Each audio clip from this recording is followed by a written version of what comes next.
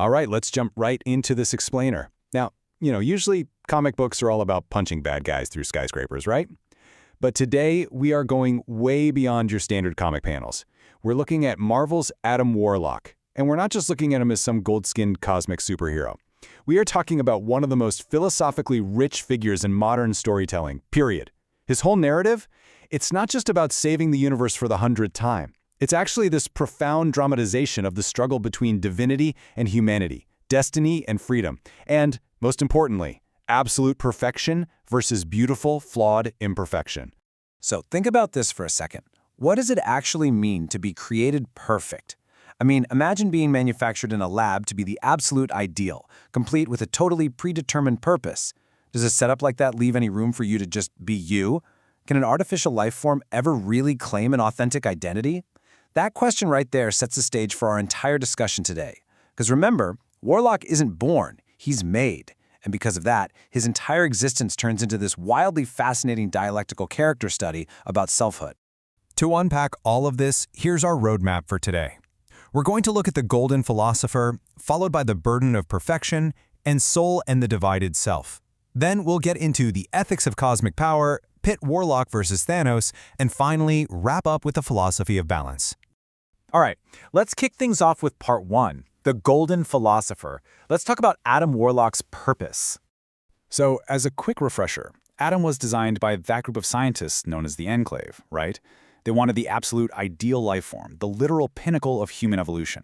And this brings us straight to Aristotle's concept of telos, which basically means an ultimate object or an inherent aim. The Enclave gave Adam a very specific telos. But here's the catch.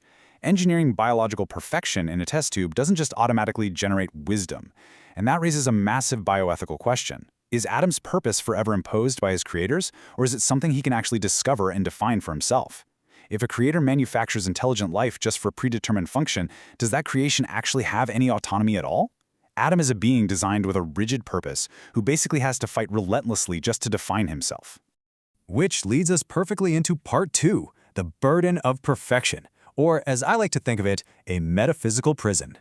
You see, being manufactured for perfection absolutely does not guarantee peace, morality, or happiness. In fact, it kind of becomes a metaphysical prison for him. Thinkers like Friedrich Nietzsche and Soren Kierkegaard actually pointed out that the expectation of a strict moral ideal, this whole concept of absolute perfection, it actually prevents ordinary human growth. I mean, think about the anxiety of trying to be perfect in your own daily life. Now imagine that as your literal species trait. If you're already supposed to be perfect, how can you ever change? How can you grow? Even in Buddhist thought, the refusal to accept impermanence just leads straight to suffering. For Adam, his idealized state isn't liberating at all. It completely isolates him. Turns out imperfection is literally necessary for freedom. Moving right along to part 3, Soul and the Divided Self. Let's look at his fragmented identity. Okay, so when Adam connects with the soul gem, we see the absolute chaos of a fragmented soul. The gem takes his inner life and just externalizes it, making the questions philosophers have asked for centuries totally visible, like what even is a soul and can it actually be controlled? His identity literally splinters into 3 distinct entities. It's a brilliant illustration of Plato's concept of the tripartite soul and even Carl Jung's theory of individuation. You've got the rational stoic self, which is Adam. Then you have the overly spiritual, totally dogmatic self, known as the goddess. And finally, you get the destructive, appetitive shadow self, the magus. It's wild because his greatest enemy isn't some external alien threat, it's the severe imbalance within himself. And what's truly fascinating here is the whole implication of the magus. The magus isn't just your run-of-the-mill comic book villain. He represents Adam's own internal possibility. Drawing super heavily on Jung's shadow archetype, the magus is exactly what Adam could become if his cosmic messianic mission ever crosses that line into authoritarian domination. It's a harsh reminder that evil isn't always the exact opposite of idealism, you know? Sometimes, actually, scratch that, a lot of times, evil emerges directly from idealism that's just been taken to a dangerous extreme. Now, this huge internal battle plays out over multiple lifetimes. Adam goes from creation to his regenerative cocoon, which basically acts as a form of death, then to resurrection, and then he repeats the whole cycle. This maps so perfectly onto Nietzsche's concept of eternal recurrence and the Buddhist idea of samsara, and it forces us to ask a really tough question. If you continuously cycle through death and rebirth over and over, Does your identity actually survive? Is Adam one simple, continuous self, or is he just a collection of memory, trauma, and cosmic recurrence? That brings us to part 4, the ethics of cosmic power and the heavy burden of judging universal order.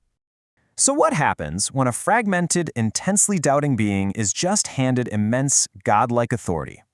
The Infinity Gems bring up some massive, mind-bending ethical dilemmas. Plato, of course, argued for a philosopher king, someone wise enough to rule justly. But then you have Lord Acton, who famously warned that absolute power corrupts absolutely. So can anyone, even a cosmic savior who actively doubts his own morality, really be trusted to judge reality from way up high? Is universal order actually more important than individual freedom? Adam Warlock's story is constantly asking whether human or even superhuman wisdom is ever enough to restrain infinite power. The source material puts this perfectly, and I love this quote. The creators of Adam Warlock represent the arrogance of intelligence without wisdom. That just hits the nail on the head regarding the danger of absolute belief and absolute power. We see this mirrored in Adam's universe through factions like the Church of Universal Truth, which, remember, is a religious empire founded by his dark half, the Magus. It just proves how terrifyingly fast metaphysical certainty and blind devotion can warp into political violence and totalitarian tyranny. Having all the answers, or having the power to change everything, doesn't automatically make you a savior. More often than not, it makes you an oppressor. Let's look at part 5, Warlock versus Thanos. Talk about philosophical mirrors. When you compare Adam to his greatest rival Thanos, it really reveals the razor-thin boundary between cosmic wisdom and complete cosmic madness. I mean, both of these guys operate on a massive cosmic scale. Both are obsessed with understanding universal order, and both are intimately acquainted with death. But they are ultimate philosophical mirrors of each other. Thanos is entirely driven by egoism, nihilism, and this cold, calculating utilitarianism. He completely lacks the humility, compassion, and moral restraint that define Adam. Honestly, Thanos is exactly the terrifying being Adam might become if he ever lost his humility.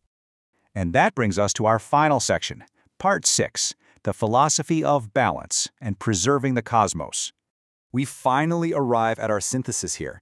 Adam's ultimate philosophical victory isn't about defeating a bad guy with a bigger, flashier laser beam. Not at all. His active rejection of absolute power and artificial perfection proves his underlying philosophy is ultimately one of balance. This lines up beautifully with Aristotle's golden mean or Taoist harmony. His true goal isn't domination. It's never about asserting his will just to make the universe pure or perfect. Instead, it's about preserving the universe without trying to control it.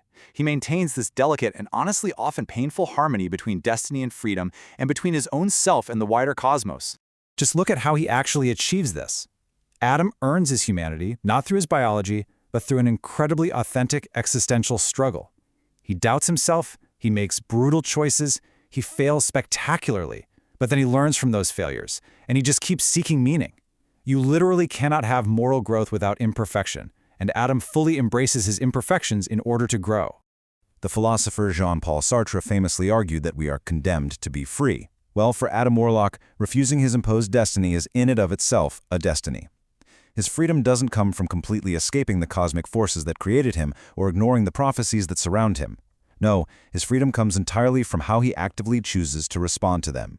He takes absolute ownership of his existence. He stops being a mere function of the universe and insists, against all odds, on being a person.